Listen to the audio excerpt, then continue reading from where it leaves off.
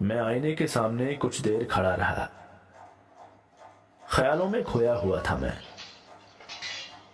Kitchen में मां बर्तन धो रही थी और बर्तन के एक दूसरे से टकराने की आवाज मुझे लगातार सुनाई दे रही थी। लेकिन मेरे कानों तक पहुंचते ही मानो उस आवाज से मेरे मन में ख्यालों के ढोल और जोर से बजने लगे। शीशे की ओर एक टक देखते हुए मैं सोच रहा था, ये कैसा खेल है? खिलाड़ी हैं दो लेकिन खेलता है एक। मेरी भी तो यही हालत है। उस एक शीशे ने मानो मेरी जिंदगी की परछाई मुझे दिखा डाली। शीशे के नीचे ही कुछ ड्रॉर्स थे। मैंने पहले वाले ड्रॉर को खोला और अपनी डायरी ढूंढने लगा।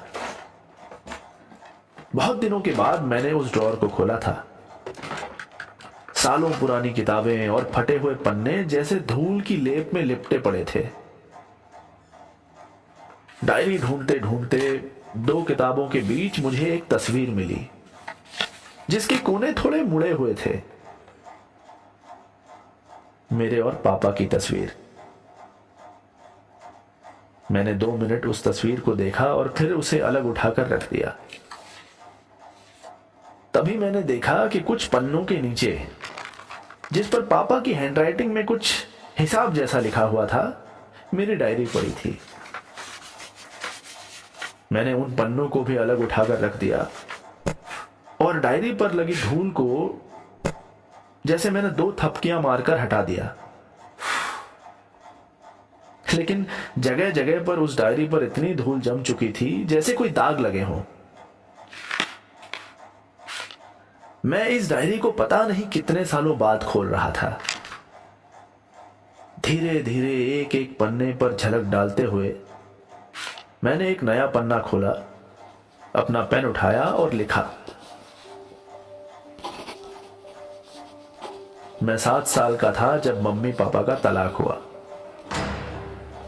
तब से लेकर आज तक मैं अपने को एक गेंद यानी एक बॉल जैसा महसूस करता हूं, जो कभी मां के आंगन में गिरता और कभी पापा के आंगन में।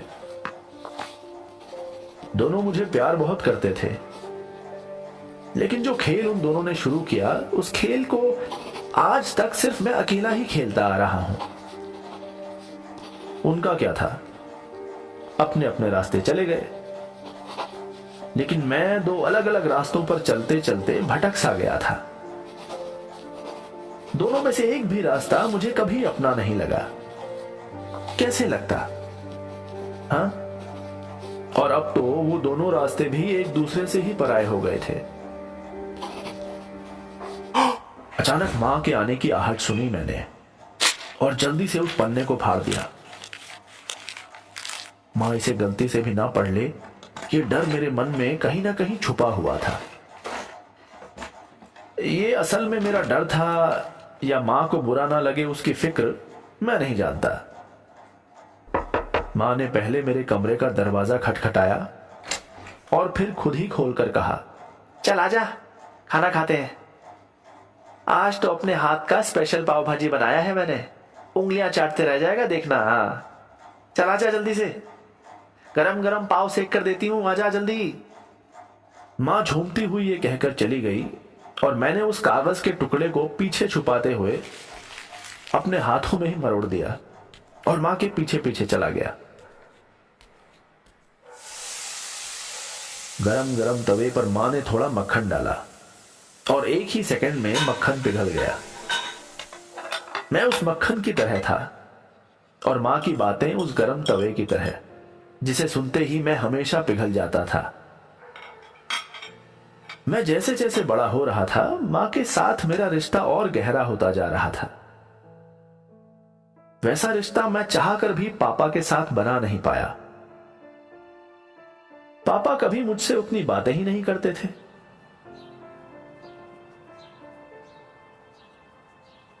पापा को हमेशा से प्लेन उड़ाना सीखना था, तो उन्होंने सीख लिया।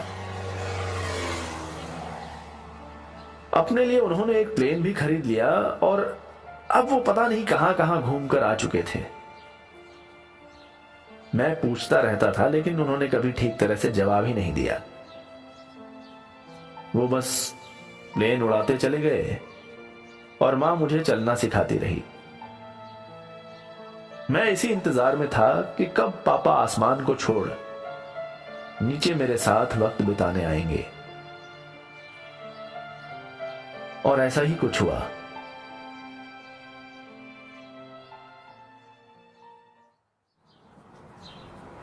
एक दिन पापा अपने किसी ट्रिप से वापस आ रहे थे।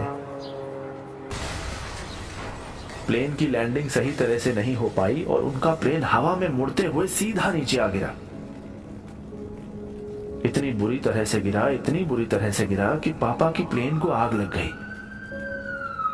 जैसे तैसे पापा को प्लेन से बाहर निकाला गया।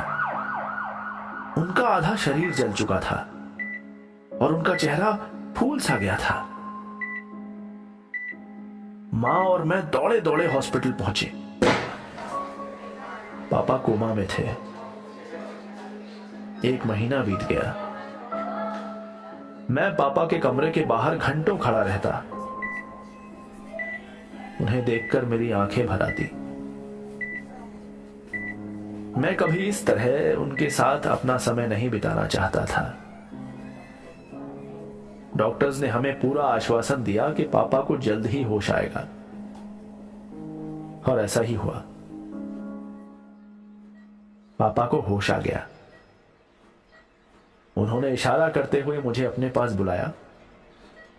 मुझे पता था कि पापा और मां कभी एक साथ एक रूम में नहीं रह सकते थे।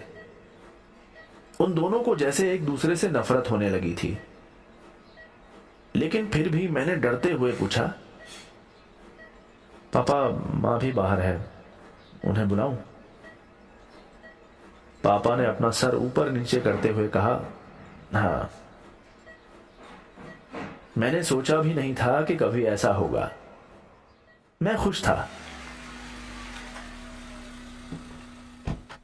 मैं हर रोज पापा से मिलने हॉस्पिटल जाता और मां भी साथ आती। कहने को तो मां मेरे लिए आती थी, लेकिन मुझे पता था कि वो किसके लिए आती है। पापा हमेशा ही खूब सारी मशीनों से घिरे हुए रहते थे। हाथों में पता नहीं कितनी पट्टियां थीं।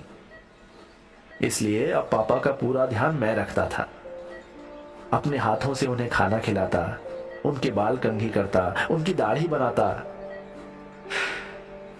एक दिन उनकी दाढ़ी बनाते हुए मैंने उन्हें वो मुड़ी हुई तस्वीर दिखाई जो मुझे मेरे ड्रॉअर से मिली थी। मैं उसमें पापा के कान के बाल को काट रहा था। पापा जोर से हंस पड़े और उनकी हंसी में मेरी हंसी भी मिल गई। ऐसा लग रहा था कि सिर्फ हमारी हंसी ही नहीं, बल्कि हम दोनों भी एक बार फिर मिल गए। 1 हफ्ता ऐसे ही बातों बातों में कब गुजर गया पता ही नहीं चला।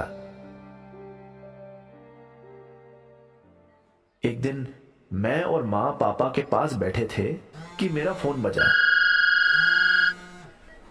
एक बड़ी कंपनी में मुझे एक अच्छी नौकरी मिल गई थी, लेकिन उसके लिए मुझे अगले ही दिन मुंबई के लिए निकलना था। जब मैंने फोन रखा तो पापा ने मुझसे सिर्फ ये पूछा, तनख्वाह कितनी है? मेरी तनख्वाह सुनकर वो खुश हो गए। पता नहीं उस 1 हफ्ते में ऐसा क्या हुआ, हम तीनों के बीच में चीजें बदलने लगी थीं। हम एक परिवार की तरह रहने लगे थे। वो दोनों पराए रास्ते अब मुझे अपने लगने लगे थे। 2 खिलाड़ियों के खेल में अब एक नहीं बल्कि 3 लोग खेल रहे थे, वो भी एक साथ। मैं रो पड़ा। पापा ने पूछा, अरे क्यों रो रहा है? मैंने कहा, मुझे नहीं जाना पापा, मुझे यहीं रहना है आप लोगों के साथ। पापा ने बस एक ही जवाब दिया, अरे तू जब चाहे वापस आ सकता है। ऐसा लग रहा था कि पापा कह रहे थे कि जिन रास्तों पर मैं भटक सा गया था, अब मैं सही रास्ता ढूंढकर वापस अपनी जिंदगी में आ सकता हूं। उस दिन मैंने अपनी डायरी खोली और उसमें लिखा, तू जब चाहे वापस आ सकता है। वो वक्त वापस आ गया, वो लोग वापस आ गए, तेरा परिवार वापस आ गया, तेरे रिश्ते वापस आ गए। और तू भी जब चाहे वापस आ सकता है।